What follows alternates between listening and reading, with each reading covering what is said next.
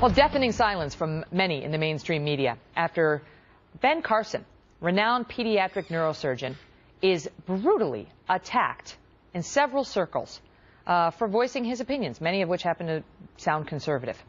Here is some of the interview I had with him when he came on this program, and we talked about the subject on Tuesday. They feel that if you look a certain way, then you have to stay on the plantation. You know, I've heard some people refer to me as an Uncle Tom. Well, obviously, they don't know what an Uncle Tom is because they need to read Harriet Beecher Stowe's novel, Uncle Tom's Cabin. You'll see that he was very, very subservient, kind of go along to get along type person.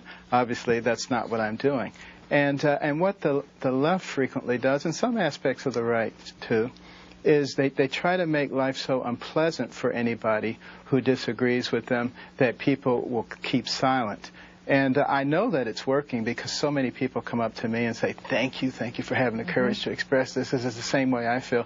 But most people won't speak up. I'm trying to get people to speak up because, you know, this country is changing into something else. And we need to make sure that we really want it to change into something else and not just end up there and ask ourselves, how do we get there?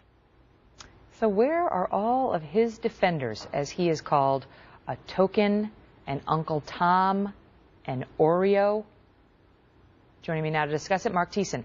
He's a fellow at the American Enterprise Institute, a columnist for the Washington Post, and former chief speechwriter for President George W. Bush. Also, Camille Charles, who's a professor at the University of Pennsylvania. Let me start with you on this, Mark. You know, many on the left, especially these days, are not slow to jump to accusations of racism when, you know, most people would say, how'd you get there, right? It doesn't take much for them to sound that alarm. But when you actually have people saying he's an Oreo, he's a token, he's an Uncle Tom, and dismissing him outright because he happens to be black and has some conservative views, deafening silence. Why? Well, I mean, he predicted it. It's shocking. And look, if you go back to that speech he gave that launched him into national prominence at the National Prayer Breakfast, he talked about the need for more tolerance in our society. He talked about the need for us to respect the views of people who disagree with us. He talked about how the PC police are trying to muzzle people. And so how does the left respond to that? They call him an Oreo and an Uncle Tom and a token. You know, they're doing exactly what Dr. Carson predicted. So it's, in a way, it's not surprising. But what they don't seem to understand is that the reason conservatives are drawn to Dr. Carson is not because of the color of his skin. They're drawn to him because of the content of his character. They love his life story about how he grew up in poverty in Detroit, how his mother raised him and didn't let him make excuses, and how he became this leading pediatric neurosurgeon who separates Siamese twins. I mean, this is an amazing man. And so the people who are fixated on the color of his skin are the people on the left.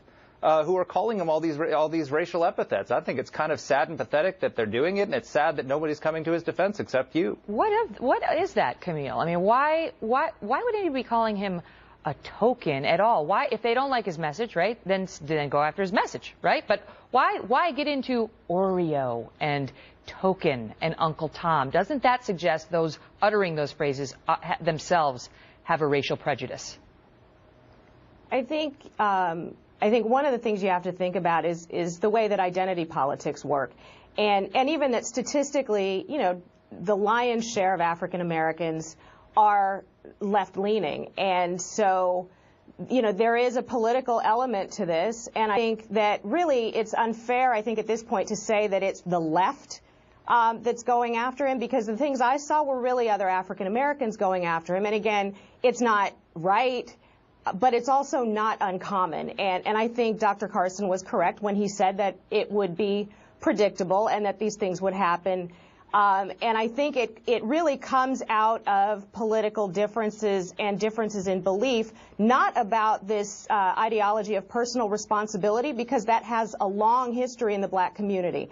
I think it really has to do with other policy-related things that Dr. Carson said in his speech, and that it comes along, and he really comes along on the political stage at a time when the right is trying to expand or you know, widen the tent and bring African Americans in, which then leads African Americans to be somewhat suspicious and to assume that that this is a move really to get African Americans interested in the GOP, or at least to have the GOP start to look more like the rest of the country. You know, but let me ask you, Mark. Hold on, I want to get everybody in, but let me ask you, Mark, because you know Barack Obama came to national prominence back in 2004 when he made that great speech at the Democratic National Convention and inspired everybody.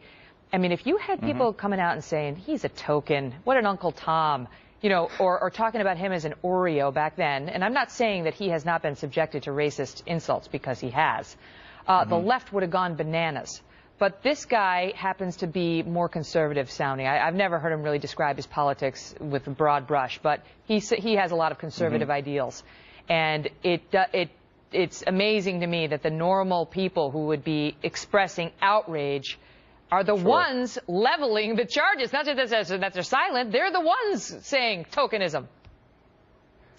No, imagine if this started with a commentator on another network. Imagine if a commentator on Fox News had said the kinds of things he said about Barack Obama.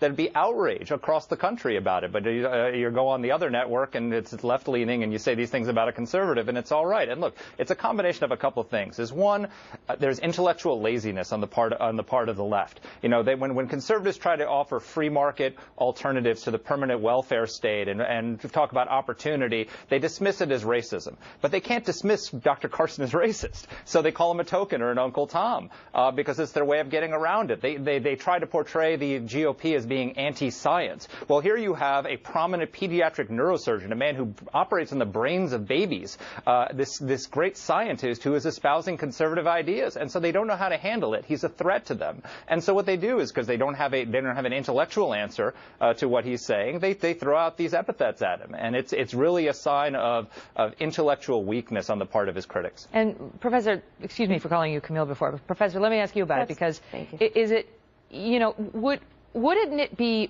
smarter and better for those in the black community? You know, you point out it wasn't, and it's not just the black community, but there has been a lot of folks on the left hurling these accusations. I'm not going to get into exactly who, but you know, some folks on a rival network have been really tough on him to say, look at this guy, look at his accomplishments, look at the example he sets for us as an American. Mark talked about his life story, about he pulled himself out of poverty, and even though his mother wasn't educated and got pregnant at 13, he made it. You know, he made it to Yale. He's the head of pediatric neurosurgery at Johns Hopkins University, separated conjoined twins. Why not say we embrace him and we celebrate him? We may not disagree, we may not agree with his conservative or his philosophical positions, but God bless. You know, what we need is more African Americans rising to such amazing positions and setting the example for other, not just black children, but white children as well.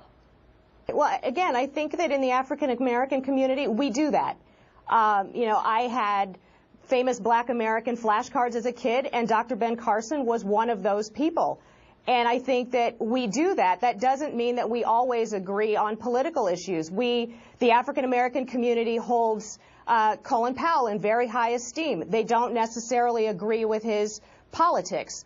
I think those are two different things. And again, I think it's unfortunate, but I do think one of the other issues here is that for whites on the left to come to the defense of Ben Carson and tell black people what they ought to think gets you into another thorny circumstance. Again, I don't think that it's fair for anyone to be criticizing a man for his beliefs. I think that we can agree you can say you disagree. That there's diversity in the community, right? And that some blacks are conservative. And in fact, socially, many more blacks are socially conservative than I think we tend to think about, because we think about the way that blacks vote. And again, overwhelmingly, they vote Democrat.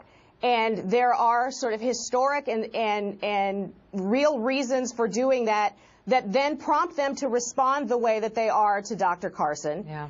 And it's unfortunate, as I said, but it isn't uncommon. And I think that hopefully moving forward, you know, we won't have this circumstance. Yeah. I mean, you can't have, like, somebody like that just being dismissed as, and I quote, sadly, a token Negro. It's just patently offensive. I mean, it just is patently offensive. Listen, thank you both for coming on with your views. We appreciate it. Thank you. Thanks, Megan. Up next, the murder trial that has captured